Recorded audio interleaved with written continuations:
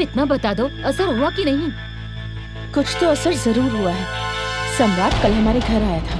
सम्राट? सम्राट क्यों आया था तुम्हारे पास? बुरा भला कहने के लिए। पूजा को कुछ हुआ था, इसीलिए। क्या हुआ पूजा को?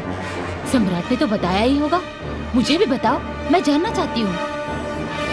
वो उस पाउडर की वजह से शायद पूजा का। शालू! मैं आपसे बाद में बात करती हूँ। ठीक है, अभी रखती हूँ।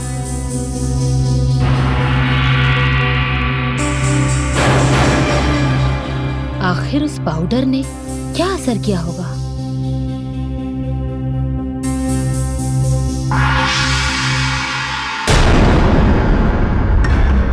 ये तुम सम्राट के बारे में क्या बात कर रही थी? कौन है ये सम्राट? मैं नहीं जानती।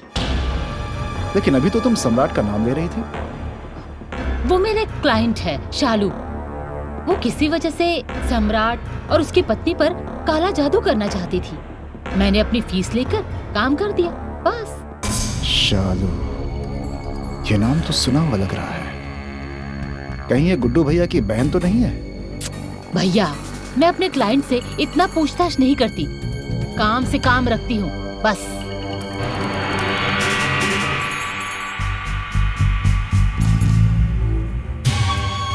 अगर मेरा संदेह सही है तो ये वही सम्राट है, मेरे दुश्मन विश्वंभर का बेटा। यानी कि जाने अनजाने मेरी बहन मेरी सहायता कर रही है। बहुत बढ़िया।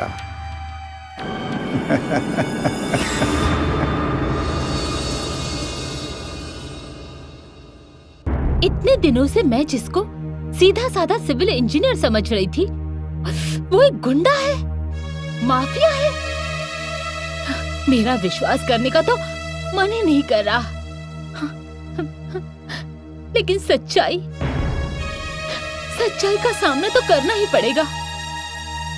क्यों किया आपने मेरे साथ ये सब? क्यों मेरे विश्वास को छला, धोखा दिया? बोलिए, क्यों किया?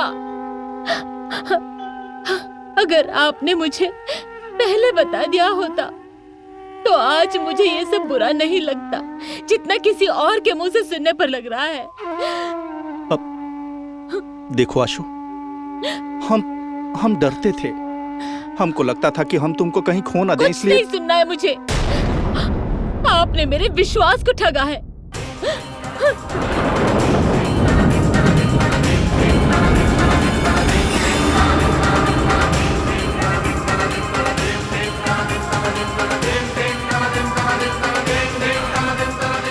देखो शालू, ये सब बस हम अपना व्यापार बढ़ाने के चक्कर में कर रहे थे। और भैया, आप मुझे कोई सफाई मत दीजिए। ये सब जानकर मुझे दुख नहीं हुआ है, बल्कि खुशी हुई है।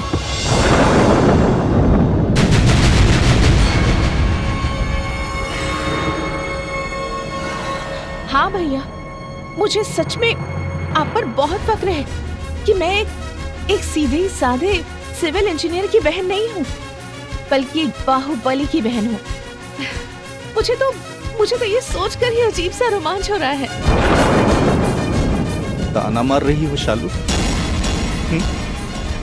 नहीं भैया, मैं सच कह रही हूँ।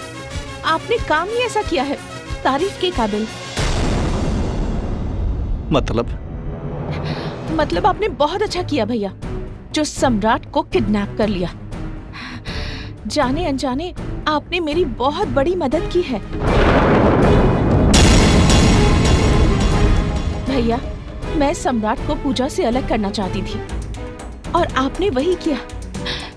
कितनी तड़प रही होगी पूजा सम्राट के बिना, ये सोचकर ही मैं खुश हूँ, बहुत खुश। भैया, मुझे आप पर गर्व है कि आप पूजा और सम्राट से बदला लेने में मेरे साथ हैं। मैं चाहती हूँ कि पूजा जिंदगी भर तड़पती रहे, और ये तभी हो सकता है जब सम्राट उससे कभी न मिले। भैया, भैया आप सम्राट को कभी मत छोड़ना, कभी नहीं, किसी कीमत पर नहीं। थैंक यू भैया, थैंक यू, थैंक यू।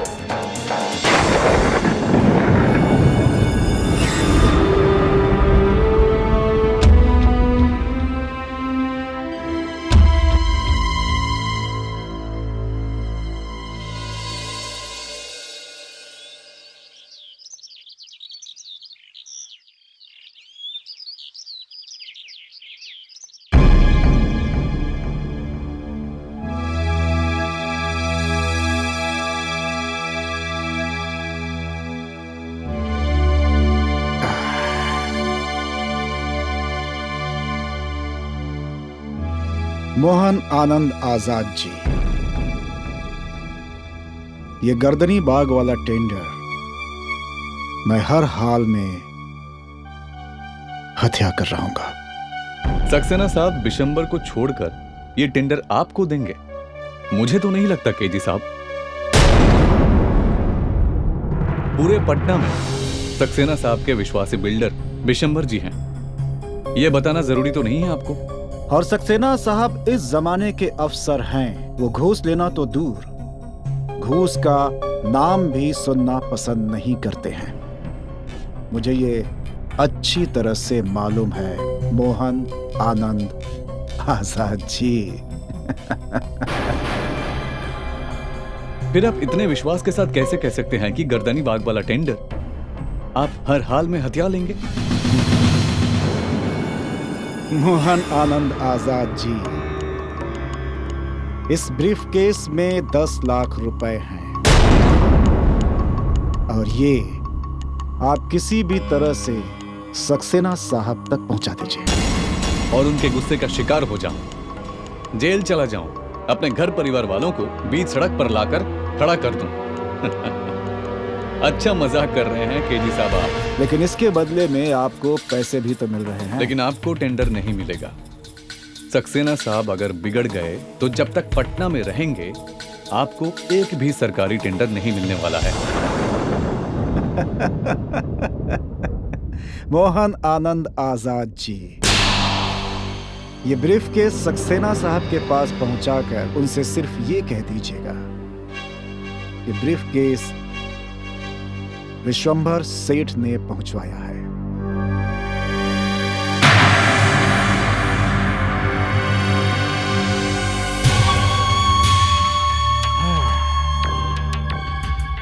अब थोड़े चाल मुझे भी तो चलने दीजिए। इधर सक्सेना का गुस्सा विश्वंभर पर निकलेगा और उधर सरकारी टेंडर मेरे नाम होगा।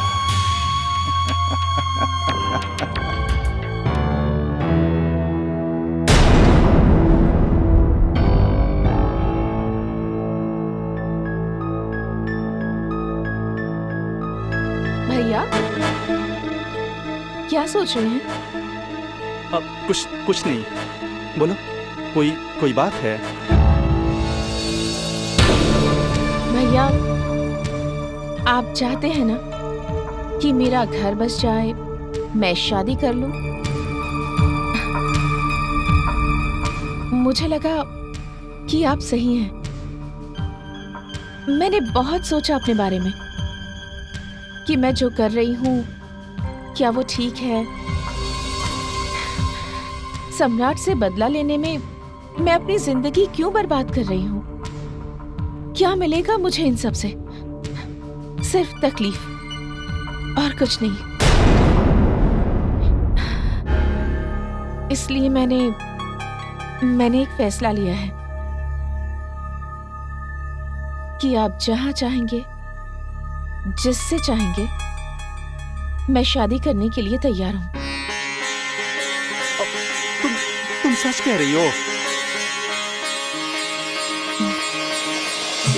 अरे शालू, तुमको मालूम नहीं है तुमने कितनी बड़ी खुशखबरी हमको दी है। अब देखना, एक से बढ़कर एक लड़का ढूंढेंगे तुम्हारे लिए हम।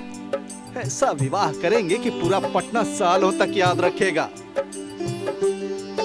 पर भैया, इसके लिए आपको मेरी एक शर्त माननी होगी। अरे पगली, तुमने जो खुशखबरी दी है ना, वो बहुत बड़ी है। एक क्या, तुमको जितने शर्त मनवाने हैं मनवा लो। बोल। मैं भी सम्राट से मिलना चाहती हूँ।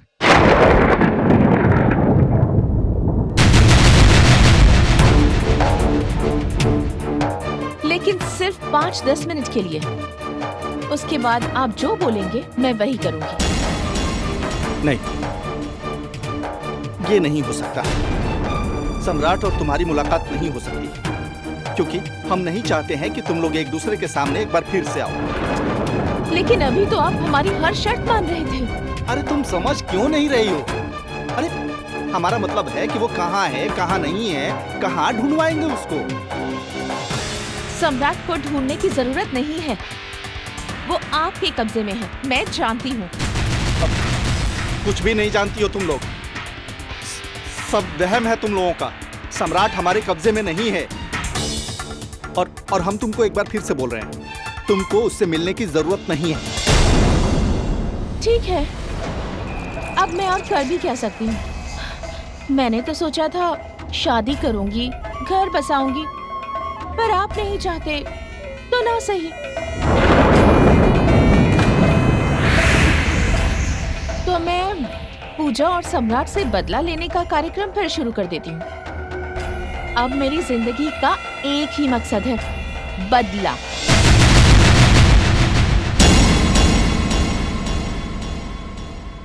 मुझे तो लगा था आपको अपनी बहन से बहुत प्यार है, आप मेरी बात तुरंत मान लेंगे, लेकिन नहीं, आपको मुझसे नहीं, अपनी जिद से प्यार है। एक बार आपने कह दिया सम्राट से नहीं मिलना है, तो बस आपकी बात नहीं टलनी चाहिए। मैं जा रही हूँ, लेकिन एक बात आप कान खोलकर सुन लीजिए।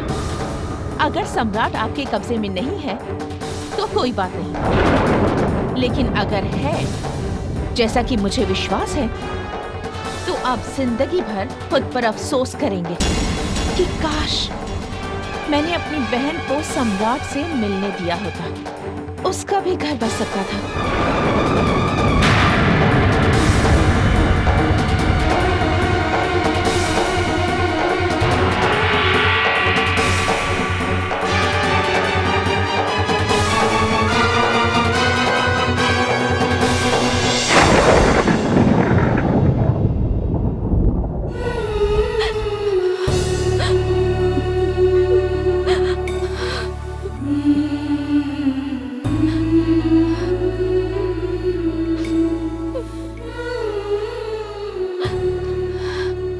चुप हो जाओ पूजा, तुम कल सुबह से रो रही हो।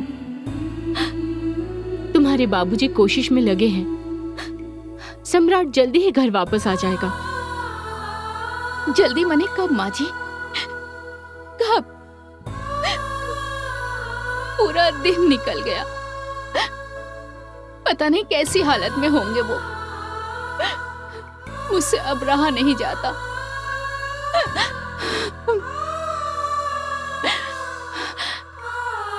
मैं खुद ही जाती हूँ इनको छुड़ाने के लिए गुड्डू भैया के पास। गुड्डू भैया? उस गुंडे के पास? हाँ, बाबूजी भी कह रहे थे और मुझे भी पूरा यकीन है कि ये गुड्डू भैया के ही कब्जे में होंगे। अब मैं और इंतजार नहीं कर सकती। अब मैं जा रही हूँ। पूजा रुको,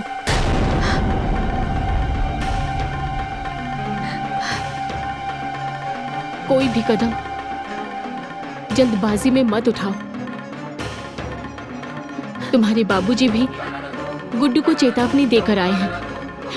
अगर सम्राट उसके कब्जे में होगा तो कल तक वो जरूर छोड़ देगा। और तुम्हारे बाबूजी ने 1-2 दिन इंतजार करने को कहा है। नहीं, मैं बाबूजी की नहीं सुनूंगी। इससे पहले जब भी ये नहीं मिल रहे थे तब बाबूजी ने आजकल करके 10-12 दिन निकाल दिए थे।